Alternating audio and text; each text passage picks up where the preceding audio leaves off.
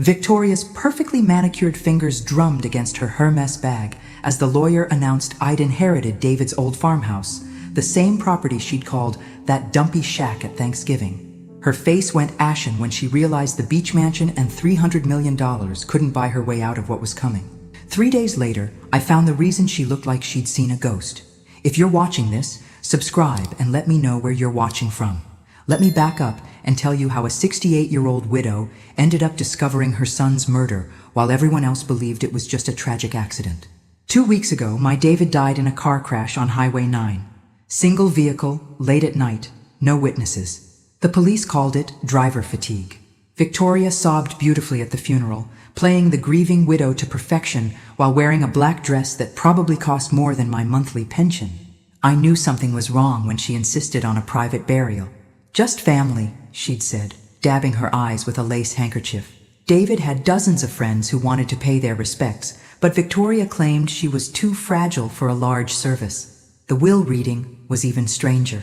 David's lawyer, Mr. Patterson, seemed confused as he read the terms. The bulk of the estate, the tech company David had built from scratch, the beach house in Malibu, the investment portfolio, all went to Victoria. Fair enough, she was his wife. But then came the surprise. To my mother, Margaret Sullivan. I leave the family farmhouse in Pine Valley, along with all contents therein. She will understand its significance. I hadn't been to that farmhouse in 15 years. David bought it as a weekend retreat, but rarely used it. Victoria wrinkled her nose whenever it was mentioned, calling it rustic in a way that made the words sound like a curse. What exactly am I supposed to do with a rundown cabin? I'd asked Patterson privately after the reading. His expression was oddly serious. David specifically requested that you go there alone, Mrs. Sullivan. He said you'd know what to do. Victoria had been unusually eager to help me pack for my trip to Pine Valley. She even offered to have the house cleaned before I arrived, but something in her tone made me decline. If David wanted me to see something, I needed to see it exactly as he'd left it. The 3-hour drive gave me time to think about the son I'd apparently never really known. David had always been secretive about his work, claiming it was boring tech stuff whenever I asked. He'd grown distant over the past year, canceling our weekly dinners and avoiding family gatherings. I'd blamed Victoria's influence, but now I wondered if there was more to it. The farmhouse sat at the end of a winding dirt road, surrounded by dense pine trees that blocked most of the afternoon sunlight. It looked exactly as I remembered. Weathered wood siding, wraparound porch, and that creaky front door that never latched properly. But as I stepped inside, something felt different. The air was stale, but not abandoned stale. Someone had been here recently. Very recently. The coffee pot was still warm. I stood in the kitchen, staring at the nearly full carafe that hadn't been there when David died 2 weeks ago. Unless the coffee fairy had taken up residence, someone had been making themselves at home in my inheritance. The smart thing would have been to call the police immediately. Instead, I did what any sensible grandmother with a backbone would do. I poured myself a cup and started exploring. Hey, if they were going to break into my house, they could at least make decent coffee. They did. The living room looked normal enough if you ignored the fact that David's reading chair was positioned to face the window with a clear view of the driveway, like someone had been keeping watch. A pair of binoculars sat on the side table, along with a notebook filled with license plate numbers written in David's familiar handwriting. The dates went back 6 months. The most recent entry was from the day before he died. Interesting hobby, David, I muttered, flipping through pages of meticulous observations. Apparently, my tech executive son had been playing detective in his spare time. The question was, investigating what? I found part of the answer in his bedroom upstairs. Hidden behind a loose floorboard under the bed was a metal box containing documents, photographs, and what looked like financial records. But not just any financial records. Bank statements showing massive transfers from shell companies, cryptocurrency transactions, and deposits that didn't match Victoria's explanation of David's successful tech business. The photographs were even more interesting. Victoria meeting with men I didn't recognize in parking garages, restaurants, and what appeared to be an offshore banking office in the Cayman Islands. All taken with a telephoto lens, all carefully dated and cataloged. David had been investigating his own wife. The most recent photo was stamped just 5 days before his death. Victoria shaking hands with a man whose face I recognized from the business section of the newspaper, Anthony Marchetti, currently under federal investigation for money laundering. I sat back on my heels, pieces of a very ugly puzzle starting to form. David's successful tech company was apparently successful at laundering money for some very unpleasant people. Victoria wasn't the grieving widow. She was his business partner. And David had figured it out. The sound of gravel crunching in the driveway made me freeze. A car was coming up the road, moving slowly like someone who knew exactly where they were going. I stuffed the most damaging photos and documents into my purse, replaced the floorboard, and made it to the living room window just as a sleek black sedan pulled up beside my ancient Honda. Victoria stepped out, no longer playing the fragile widow. She moved with purpose, checking her phone before approaching the house. She had a key. I had about 30 seconds to decide whether to confront her or hide. The smart money was on hiding, but I'd never been accused of being too smart for my own good. "Hello, Victoria," I said pleasantly as she walked through the front door like she owned the place, which, technically, she didn't. Lovely day for a drive to the country. She jumped about 3 feet in the air, clutching her chest with the kind of dramatic flair that would make a soap opera actress jealous. "Margaret, I didn't expect. I thought you were coming tomorrow." "Clearly." I gestured to the coffee pot. "Though someone's been expecting something. That coffee's still warm." Her eyes darted toward the kitchen, then back to me. I could practically see the gears turning as she calculated her next move. Victoria had always been beautiful in that cold, perfect way that made other women feel inadequate. But today, she looked tired, stressed, like someone who'd been losing sleep over something more serious than grief. "I've been coming here to feel close to David," she said, tears appearing on cue. "This was our special place. Funny, he never mentioned bringing you here. In fact, I distinctly remember him saying you hated it." I settled into David's reading chair, noting how she flinched when I picked up the binoculars. "What exactly were you two looking for out here?" "Looking for?" Her laugh was pitched a little too high. "We weren't looking for anything. We just enjoyed the peace and quiet." With binoculars and surveillance notes? I held up the notebook. David was keeping track of every car that came down this road for the past 6 months, including yours, it seems. 12 visits, always on Thursdays, always staying exactly 2 hours. The tears vanished. Victoria's mask slipped just enough for me to see the calculation underneath. "You don't understand what you're dealing with, Margaret." David was paranoid toward the end, obsessed with conspiracy theories. Conspiracy theories like money laundering? Or conspiracy theories like faking financial records? I pulled out one of the bank statements I'd found. "This shows a deposit of $2 million from a company that doesn't exist, Victoria." David may have been many things, but paranoid wasn't one of them. She went very still. When she spoke again, her voice had lost all pretense of grief. "You need to stop digging, Margaret. For your own safety." "Is that a threat?" "It's practical advice from someone who knows more about this situation than you do." She moved toward the door, then paused. David was getting ready to do something very stupid, something that would have destroyed everything we built together. His death was unfortunate timing. The way she said unfortunate timing made my blood run cold. "Are you telling me my son's death wasn't an accident?" She smiled, and for the first time since I'd known her, it was completely genuine. "I'm telling you that accidents happen to people who don't know when to stop asking questions." After she left, I sat in the growing darkness, my mind racing. David hadn't just been investigating Victoria's business activities. He'd been building a case against her. All this evidence, carefully collected and hidden. He'd been preparing to expose whatever they'd been involved in together. But Victoria had realized what he was planning, and now she was inheriting everything while he was 6 feet underground. I pulled out my phone to call the police, then hesitated. What proof did I actually have? Photos and financial records that could be explained away. The word of a grieving mother against a bereaved widow with very expensive lawyers. No, I needed more evidence. And I had a feeling David had left more than just documents in this house. The basement was where David had always hidden his treasures as a boy. Baseball cards, comic books, and that bottle of whiskey he'd swiped from his father's cabinet when he was 16. I'd pretended not to know about his secret hiding spots, but mothers know everything.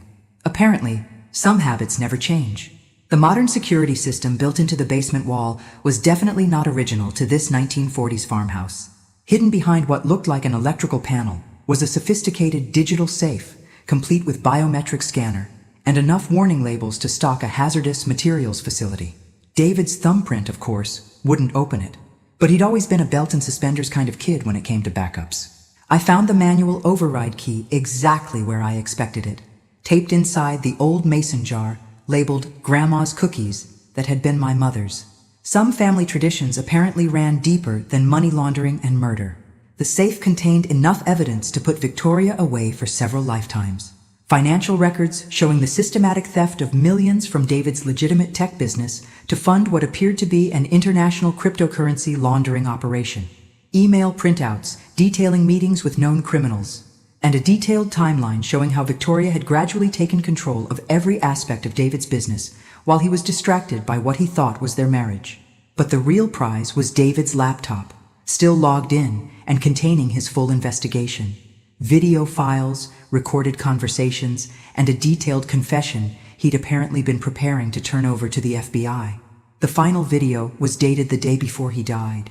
David looked exhausted, speaking directly into the camera with the kind of resignation that comes from knowing you're about to blow up your entire life. If you're watching this, Mom, it means I didn't make it to my meeting with the FBI tomorrow.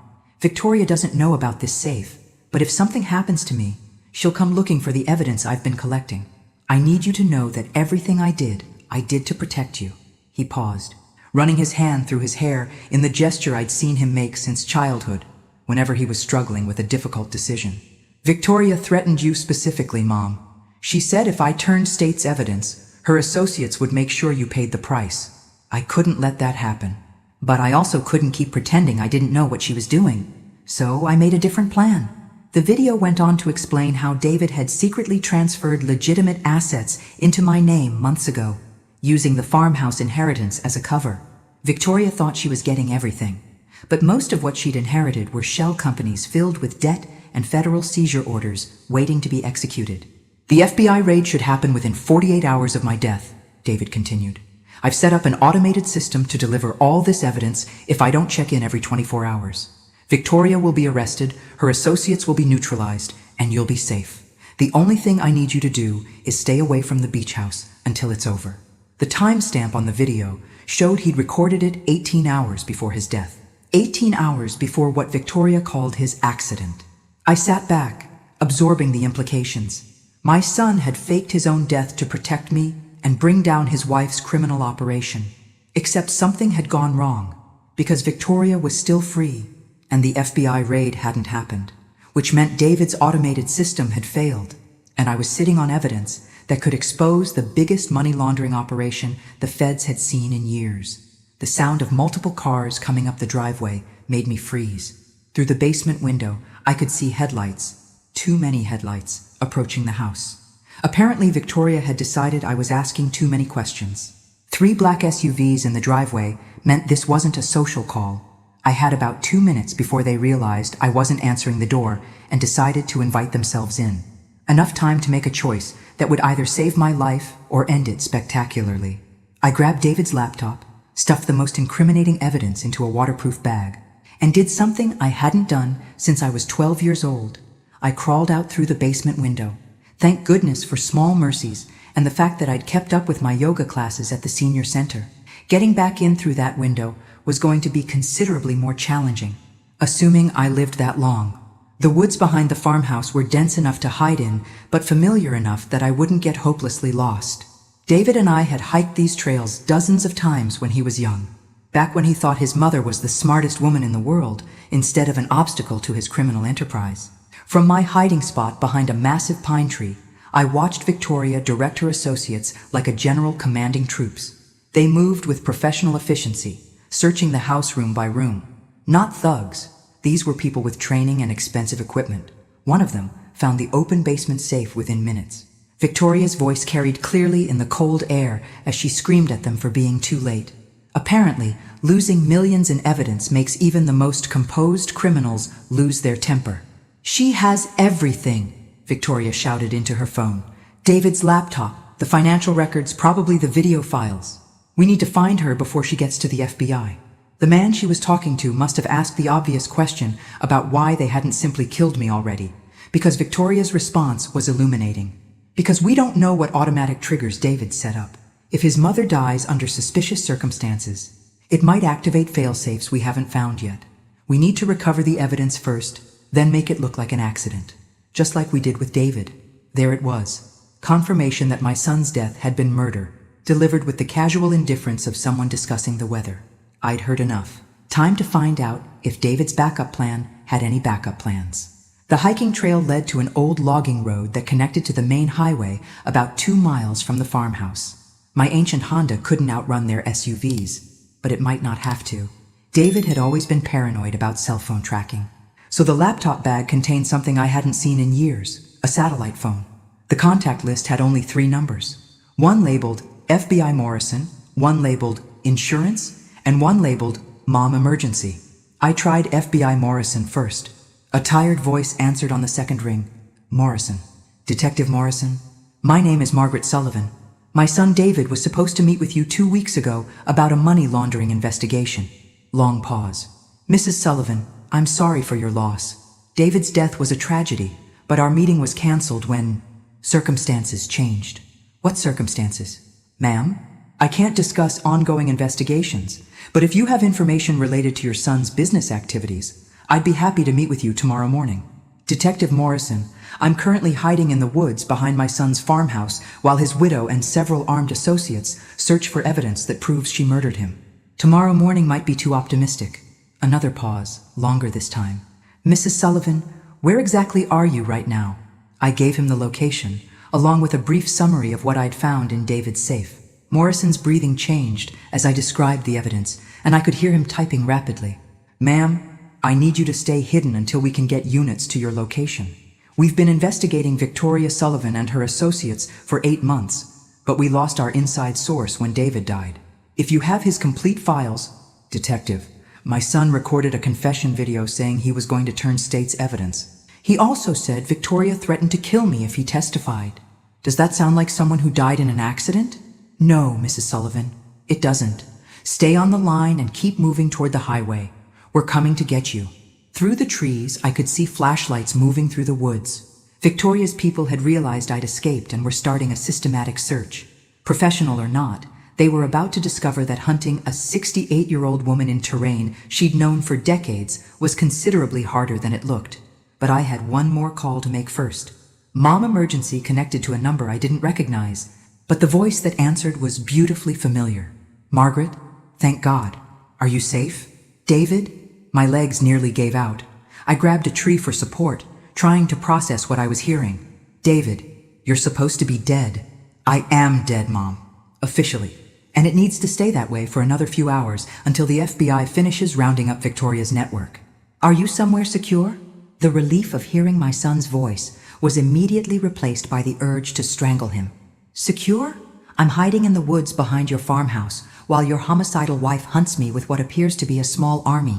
How exactly is this part of your plan? It wasn't supposed to happen this way. You were supposed to find the evidence tomorrow, after the arrests were made. Victoria wasn't supposed to realize you'd been to the house. His voice was tense, strained. Mom, I'm sorry. I never meant to put you in danger. Where are you? Federal protection. I've been working with the FBI for the past year to build a case against Victoria and her associates. The car accident was staged to make them think their inside source was gone. It was supposed to buy us time to collect evidence on the rest of the network. I could hear vehicles in the distance, moving along the logging road.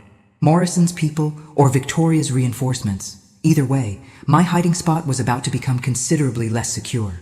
David, I need to know, how many people are we talking about here? Because your wife just brought enough firepower to invade a small country.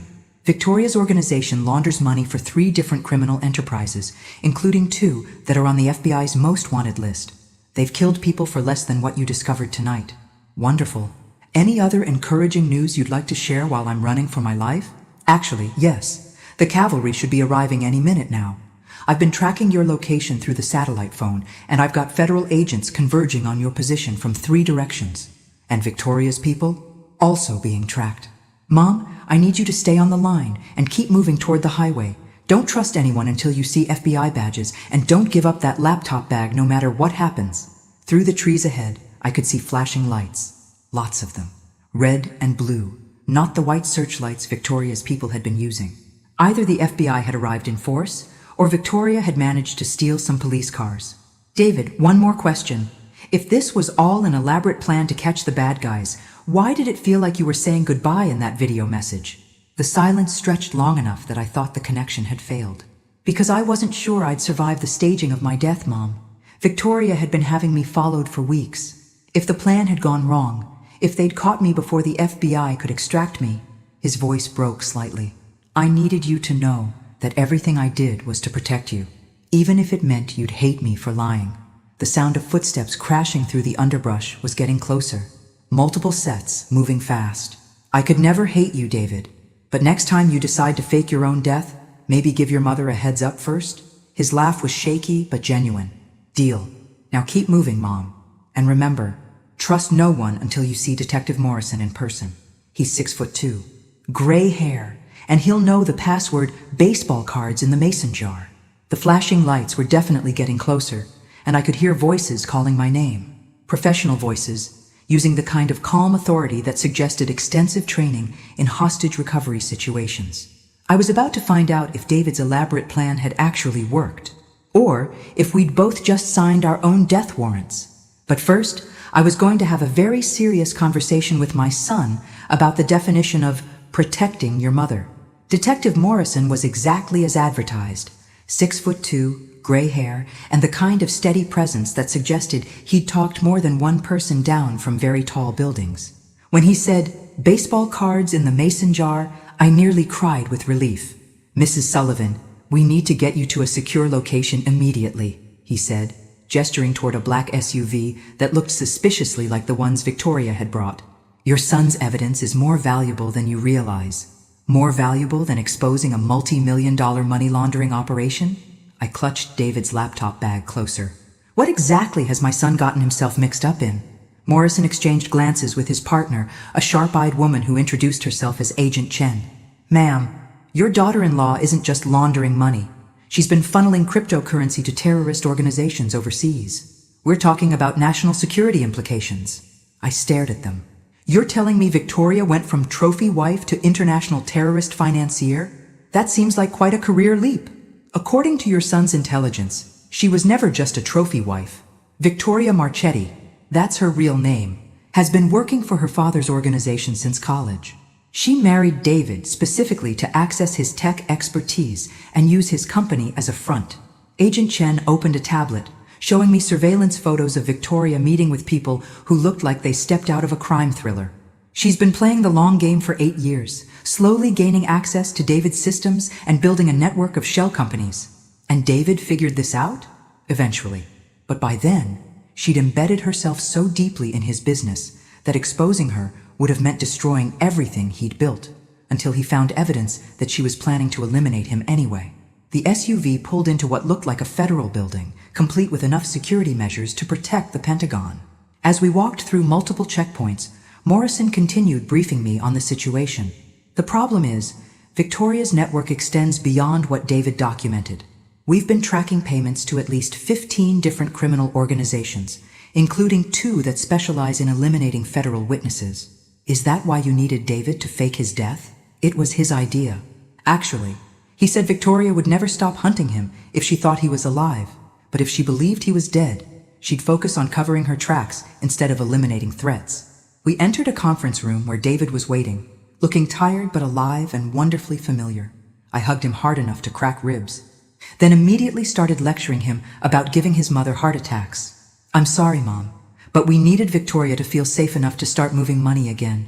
We've been tracking every transaction since my death, and tonight she's attempting to transfer $50 million to accounts in 3 different countries, which we'll be stopping," Agent Chen added, "along with arresting everyone involved in the transfer." David pulled up financial records on his laptop. The beauty of Victoria's operation is that she documented everything. She couldn't resist keeping detailed records of her success. Every transaction, every meeting, every criminal contact. It's all in her private files. "Files you accessed how exactly?" He grinned. "I designed her security system, Mom. She changed the passwords, but not the back doors." The pieces were finally coming together, but something still bothered me about the timing. Victoria had seemed genuinely shocked at the will reading when she learned about the farmhouse. If she'd been planning to eliminate David anyway, why hadn't she known about his preparations? The answer came from Agent Chen's next revelation, and it was considerably more disturbing than international terrorism. Mrs. Sullivan, we need you to understand that this operation is bigger than just Victoria. Her father's organization has been infiltrating tech companies across the country, using marriages and romantic relationships to gain access to systems and expertise. She pulled up a map showing dots across major cities. David's company was target number 12. Victoria was assigned to him specifically because his security software was being used by several banks we now know were being robbed from the inside. You're telling me my son was targeted for marriage by professional criminals? I'm telling you that Victoria Marchetti is what we call a honey trap specialist. She's done this before, at least 3 times that we can document. The previous targets all died in accidents after their usefulness ended. David's face went pale. You never told me about the other husbands. Morrison leaned back in his chair. We were hoping to avoid traumatizing you further, but given tonight's events, you need to understand what you're dealing with. Victoria's first husband died in a skiing accident after she drained his software company's bank accounts. The second died in a boating accident after she'd used his biotech firm to smuggle laboratory equipment overseas. And the third, house fire, made to look electrical, after she'd used his defense contracting company to steal military encryption codes. I felt sick. So David would have been number 4, except David figured it out in time. The problem is, Victoria's father's organization doesn't tolerate failure. When she couldn't deliver David's death and complete access to his systems, they sent reinforcements. The people who came to the farmhouse tonight? Among others. We've identified at least 12 operatives who arrived in the area over the past 48 hours. They're not just here to recover evidence, they're here to clean up loose ends. David stood up suddenly, pacing to the window. Mom, there's something else. The reason Victoria was so shocked about the farmhouse inheritance wasn't because she didn't know about it. It's because she thought I'd hidden something else there. What kind of something else? The master key to her father's entire network. Financial records, contact lists, operational details for every criminal enterprise they're connected to. I told her I'd created it as insurance, but I never told her where it was hidden. Agent Chen's eyes sharpened. Does this master key exist? Oh, it exists. And it's not hidden at the farmhouse. David turned to me with an expression I recognized from his childhood. The look he got when he was about to reveal he'd been 3 steps ahead of everyone else the whole time. Mom, remember how I always hid my most important things in the last place anyone would think to look? I thought back to all the times I'd found his treasures hidden in plain sight. You hid it at home. Your real home. Not just at home. I hid it with the person Victoria would never suspect of being involved in any of this. The realization hit me like a physical blow. It's at my house. You hid it at my house. In Grandma's cookie jar, to be specific. The same jar where I used to hide my allowance money. Victoria's met you dozens of times over the years, and she's never seen you as anything more than a harmless old woman who bakes cookies and asks when she's going to have grandchildren. Agent Chen was already reaching for her radio. We need a team at Mrs. Sullivan's residence immediately. Wait, Morrison held up a hand. If Victoria's people realize what David hid there, they'll tear the place apart looking for it. Mrs. Sullivan, is there any chance they'd think to search your home? I considered this. Victoria had always been condescendingly polite to me, treating me like a relic from David's past that had to be tolerated, but never taken seriously. She'd visited my house exactly twice in 8 years of marriage, both times spending the entire visit checking her phone and making excuses to leave early. No, I said slowly. She thinks I'm a harmless old widow who spends her time watching game shows and watering houseplants. Then we have an advantage she doesn't know about, Morrison said.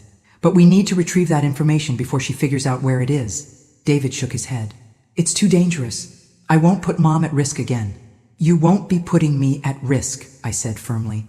I'm volunteering. Going back to my own house felt surreal after everything that had happened. The FBI had stationed agents in the neighborhood, but they were invisible, hidden in landscaping trucks and parked in driveways like visiting relatives. To anyone watching, I was just a grieving mother returning home from a difficult day of settling her son's affairs. The cookie jar sat exactly where it had been for the past 15 years, on the kitchen counter next to the coffee maker, unremarkable, overlooked, and containing what might be the most valuable intelligence the FBI had gathered in years. David hadn't been exaggerating. The tiny USB drive hidden among the ceramic cookies contained financial records that read like a directory of international crime. Names, account numbers, operational details, and enough evidence to dismantle criminal networks spanning 3 continents. Your son is either brilliant or completely insane? Agent Chen said through my earpiece as I downloaded the files to a secure FBI laptop. Possibly both. He gets that from his father, I replied. The brilliant part anyway. The insanity is all mine. I was just finishing the file transfer when my home security system chimed. Someone was at my front door. The FBI surveillance team's voice crackled through the earpiece immediately. Mrs. Sullivan, stay calm. We have visual on 2 individuals approaching your front door. One appears to be Victoria Sullivan. Through the peephole, I could see Victoria standing on my porch, looking every inch the bereaved widow. She was alone, except for one man in an expensive suit who looked like he belonged in a boardroom rather than breaking into suburban homes. Mrs. Sullivan, Morrison's voice was tense. Do not answer that door. We're moving agents into position now. But I was already turning the deadbolt. Sometimes you have to trust your instincts, and my instincts were telling me that running and hiding weren't going to solve this problem. Hello, Victoria, I said pleasantly, opening the door with the same warm smile I'd been using on unwelcome visitors for decades. This is a surprise. I wasn't expecting to see you again so soon. Her smile was equally warm and twice as false. Margaret, I hope you don't mind the intrusion. This is my attorney, Mr. Reeves. We were hoping to discuss David's estate with you. Of course. Please, come in. I stepped back, noting how her eyes immediately began cataloging my living room, looking for something specific.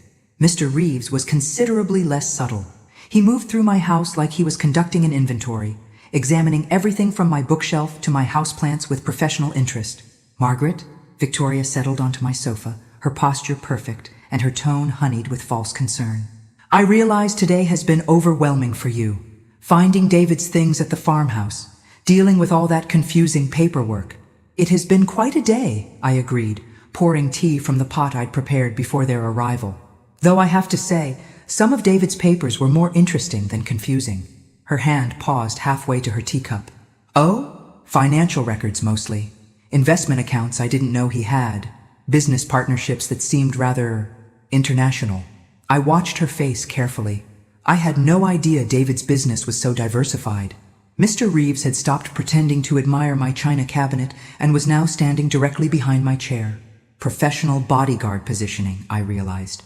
Victoria wasn't just here to chat. Margaret, some of those papers might be sensitive business documents that should be returned to David's lawyers for legal reasons. I'm sure you're right. In fact, I've already taken care of that. I turned everything over to the FBI this afternoon. The silence that followed was so complete I could hear my kitchen clock ticking from the next room. Victoria's mask didn't slip, but something shifted behind her eyes, a calculation being rapidly recalculated. The FBI? Her voice remained perfectly controlled. Whatever for? They said there might be irregularities in David's business practices that need investigation. Something about international transactions and money laundering. I sipped my tea innocently. I'm sure it's just a formality. Victoria's laugh was like breaking glass, sharp and dangerous. Oh, Margaret, you have no idea what you've done. Mr. Reeves moved closer, and I noticed he'd positioned himself between me and the front door. Whatever warm family conversation Victoria had planned, it was over. I know exactly what I've done, I said calmly. I've helped expose a criminal organization that murdered my son. Murdered? Victoria's eyes went wide with theatrical shock. Margaret, David died in a car accident. You were at the funeral. I was at a funeral for an empty casket, Victoria. Or should I call you Victoria Marchetti? I understand that's your real name. This time her mask didn't just slip, it shattered completely. The grieving widow vanished, replaced by someone cold and calculating and genuinely dangerous. You stupid old woman, she said softly. Do you understand what you've cost me? What you've cost my family? Your family of international criminals? I'd say I've cost them exactly what they deserved. Mr. Reeves pulled out his phone, speaking rapidly in what sounded like Italian. Victoria stood up, no longer bothering to maintain her facade of politeness. David was supposed to die quietly, and you were supposed to grieve quietly, and none of this was supposed to involve federal agents. She began pacing, her perfect composure cracking with each step. But you couldn't leave well enough alone, could you? You threatened to kill me if David testified against you. Did you really think I'd just let that slide? I threatened you because David needed motivation to keep his mouth shut. But he was always too sentimental about family. She paused by my mantelpiece, picking up a framed photo of David as a child. It's ironic, really. His love for you is what made him so easy to manipulate in the beginning, and it's what made him so dangerous in the end. Dangerous how? Victoria smiled, and for the first time since I'd known her, it reached her eyes. Because he thought faking his death would protect you. He thought if I believed he was dead, I'd take my money and disappear. But David never understood the family business. She set the photo down carefully, like she was handling something precious. We don't leave loose ends, Margaret. We never have. Mr. Reeves finished his phone call and nodded to Victoria. Whatever he'd arranged, she looked satisfied. The good news is, this will all be over soon. The bad news is, you're going to have a very unfortunate accident. I looked around my living room, noting the positions of FBI agents I couldn't see but knew were there. Victoria and Mr. Reeves were standing in front of the window, perfectly positioned for the surveillance cameras hidden in my neighbor's tree. Before I have my unfortunate accident, I said conversationally, would you mind satisfying an old woman's curiosity? About what? How long have you been planning this? The marriage to David, the money laundering. All of it? Victoria glanced at Mr. Reeves, who checked his watch and nodded. Apparently, they had time for one last villain monologue. 12 years, she said. I spent 4 years in computer science classes, learning everything I needed to understand David's work. 2 years building a fake identity and backstory. Then 6 years of marriage, slowly gaining access to his systems and his trust. And you never felt anything for him? Not even a little? Her expression softened slightly.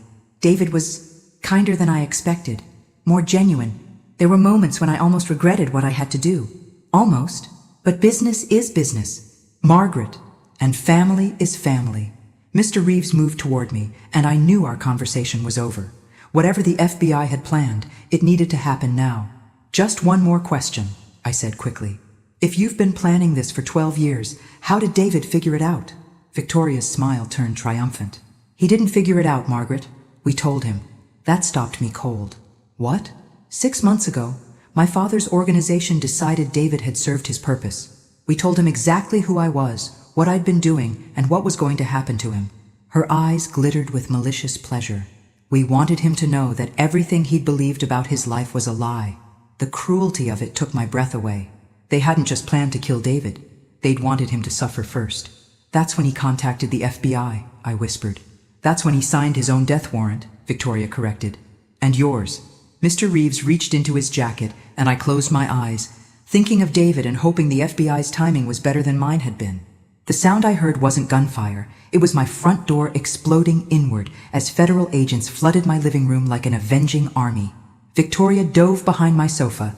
Mr. Reeves spun toward the agents with his weapon drawn, and I did what any sensible grandmother would do in a shootout. I hit the floor and stayed there. The entire confrontation lasted maybe 30 seconds.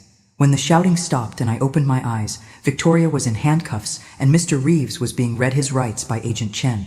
Mrs. Sullivan, Morrison helped me to my feet, checking me for injuries. Are you hurt? Only my pride, I said, brushing dust off my cardigan. Though I have to say, your timing is impeccable. David burst through the front door, followed by what appeared to be half the FBI's field office. He gathered me into a hug that lifted my feet off the ground. Mom, when I heard they'd cornered you here, You thought your mother was too old and helpless to handle a couple of international criminals? I pulled back to look at him sternly. David Sullivan, I raised you better than that. He laughed, tears streaming down his face. You're right. I should have known better. Agent Chen approached with a satisfied expression. Mrs. Sullivan, I need you to know that your cooperation tonight has helped us arrest not just Victoria and her associate, but 12 other members of their organization. The evidence your son collected, combined with what we gathered from tonight's operation, should put them away for life. And the master key files? Downloaded and secure. We've already begun tracing their financial networks and notifying international authorities.